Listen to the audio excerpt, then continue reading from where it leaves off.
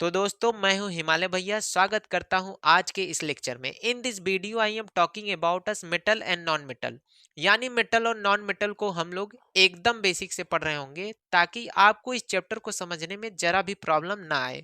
तो आइए इसी बात पर वीडियो को शुरू करते हैं। तो सबसे पहले हम लोग देखेंगे कि मेटल और नॉन मेटल आया कहाँ से। इसको समझने के लिए हमें समझना होगा कि मैटर क्या है। मैटर को आइए देखते हैं। Matter made of tiny particle, यानी मैटर छोटे छोटे पार्टिकल से मिलकर बना होगा। इसका कुछ ना कुछ मास होता है और ये स्पेस को क्या कर लेता है, ऑक्युपाई कर लेता है। जैसे एग्जाम्पल के तौर पे माने हमारे पास क्या है, एक मार्कर। यह छोटे छोटे पार्टिकल से मिलकर बना है। इसको अगर हम लोग वेट मशीन में मेजर करेंगे तो इसका कुछ ना कुछ मास होगा और इसको जहां पे रखते हैं वहां का स्थान क्या कर लेता है बेटा, घेर लेता है। अब इसके बाद हमें समझना है कि मैटर को हम लोग कितने पार्ट में डिवाइड करेंगे। तो मैटर को बेसिकली दो पार्ट में डिवाइड किया जाता है, प्योर मैटर, इम्प्योर मैटर। अब बारी यह है कि प्योर मैटर हम लोग किसको बोलते हैं।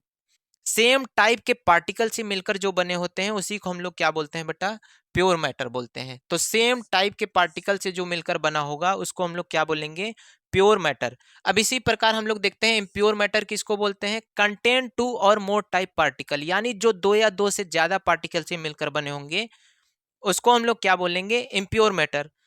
अब हम लोग इम्प्योर मैटर को एक दूसरे नाम से जानते हैं जिसका नाम क्या है बेटा, मिक्सचर।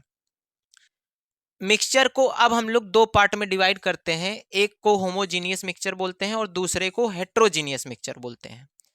अब बारी यह है कि प्योर मैटर को हम लोग कितने पार्ट में डिवाइड करेंगे। तो दो पार्ट में डिवाइड करेंगे, एक एलिमेंट और दूसरा क्या है, कंपाउंड। अब एलिमेंट को भी हम लोग तीन पार्ट में डिवाइड करते हैं, एक मेटल, दूसरा नॉन मेटल और तीसरा मेटोलाइट्स। अब ये जो टेबल है आपको, जैसे आंख हम लोग बंद करें तो यानी आंख बंद करते हैं हमें सारा टेबल दिखना चाहिए, यानी इसी को हम लोग बोलते हैं बेटा इमेजिनेशन पावर। इमेजिनेशन पावर का मतलब ये होता है जो हम लोग पढ़ते हैं आंख बंद करके देखना होता है। अगर वो दिखाई दे रहा है तो समझ जाइए आपको ये टॉपिक क्या है, लर्न। जैसे हम बंद कर ले अपना आंख, मैटर, मैटर को हम लोग कितने पार्ट में डिवाइड करेंगे, दो, प्योर मैटर, इम्प्योर मैटर। अब प्योर मैटर को हम लोग कितने पार्ट में डिवाइड करेंगे, दो, एलिमेंट, कंपाउंड। एलिमेंट को हम लोग कितने पार्ट में डिवाइड करेंगे, तीन, मेटल, नॉन मेटल, मेटोलाइट्स। इसी टाइप से इम्प्योर मैटर का दूसरा नाम क्या बताया गया था, मिक्सचर। और मिक्सचर को हम लोग कितने पार्ट में डिवाइड करते हैं, दो पार्ट में, होमोजीनियस, हेट्रोजीनियस। अब बारी है कि मेटल और नॉन मेटल आया कहां से। देखिए ये एलिमेंट का ही क्या था, पार्ट था। अब बात हम लोग करेंगे कि दुनिया में टोटल एलिमेंट कितने होते हैं। अभी तक जितनी खोज हुई है 118, यानी इंग्लिश में बात करें तो इसको बोलते हैं हम लोग 118। अब बारी यह है कि मेटल कितने होते हैं, मेटल होता है बेटा 90 मेटल।